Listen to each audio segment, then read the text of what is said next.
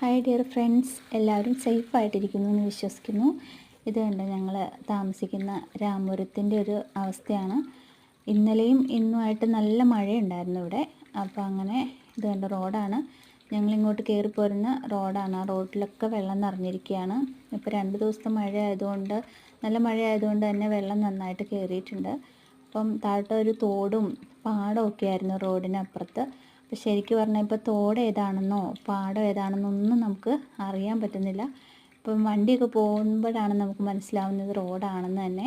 ഇപ്പം സ്കൂളിലൊന്നും പഠിത്തമൊന്നും ഇല്ലാത്തതുകൊണ്ട് കുട്ടികളും പിന്നെ മുതിർന്നവരും ഒക്കെ വെള്ളം കാണാനൊക്കെ വേണ്ടി ഒരുപാട് ആൾക്കാർ വന്നിട്ടുണ്ട് കേട്ടോ.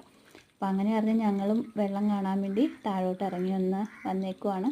അപ്പോൾ ഇതാണ് ഇപ്പോൾ രാമപുരത്തിൻ്റെ അവസ്ഥ.